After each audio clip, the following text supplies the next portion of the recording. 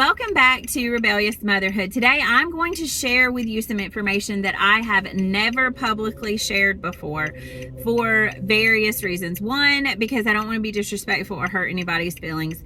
Two, I don't want to cause anybody else to question their own choices and decisions if that's not where they're personally at.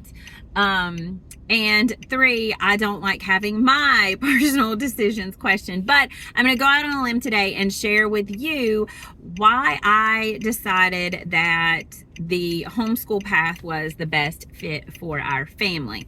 Let me start by saying I am stopped waiting on Gideon to come out of karate, so that is why Jack is standing here beside me. I do not just let him wander around the van out of his seat when I'm actually moving. So I need to start by saying in the state of North Carolina, you are only required to have a high school diploma or GED in order to homeschool your children. But before I can tell you how we came to that decision, I'm going to have to go back in time a little bit and tell you a small part of my personal history. I actually ended up deciding to go to the community college here locally to get my 2-year associate degree in early childhood development because I was working in child care centers and preschools as I was like a senior in high school, and I've always enjoyed working with kids, so I decided that I would pursue that further education.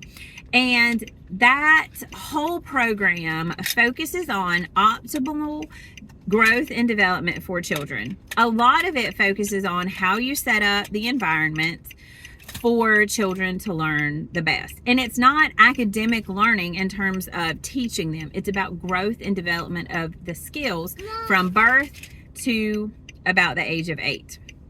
So I actually really enjoy these classes. It's not hard to imagine. I mean, I have 6 kids, so a lot of the growth and development, gross motor, fine motor, speech development, all of those kinds of things helped me as a mom. I like to think God really just prepared me for the role of motherhood through that degree process. But they taught us about some of the famous early childhood theorists like Erikson and Piaget and Montessori. Montessori happened to be my favorite.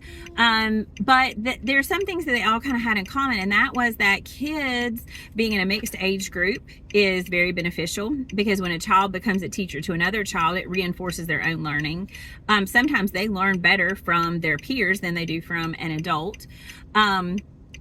That not only mixed age groups, but very small numbers. So like about 8 or less kids was optimal, although that's not realistic in a traditional classroom. And even in a child care or preschool room, you typically see numbers larger than that because money-wise, it just doesn't make sense, right? And the other thing that they really did seem to implement is using nature as part of your learning and an extension of the actual classroom.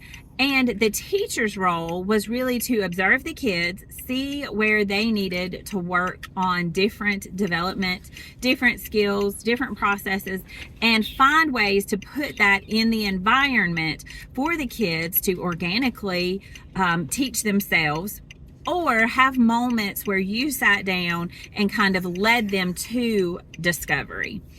So taking all of that amazing knowledge and experience, at the end of the degree, you had to spend a semester in an actual kindergarten classroom within the local public school.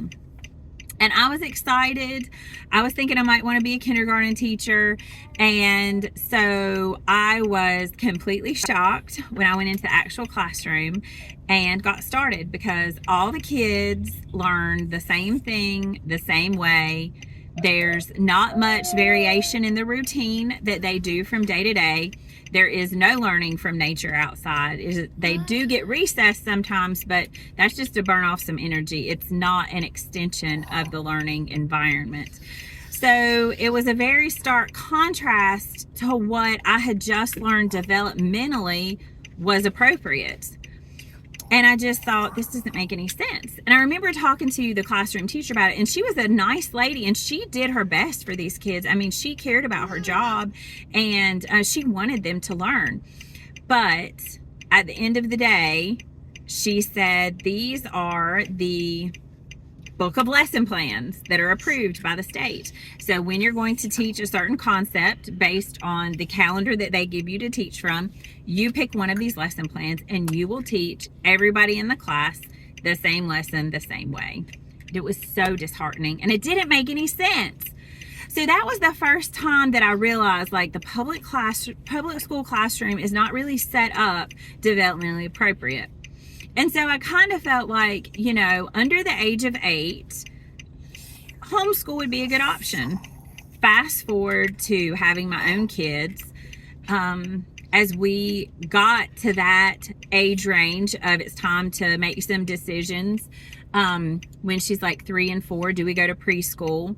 I was like, no, the only things that we're going to pick up in a preschool classroom are bad behaviors and exposure to things that we as a family haven't really crossed the bridge of yet. So we just decided that we would forego that. We had plenty of play experiences and little friends, so we did not pursue that.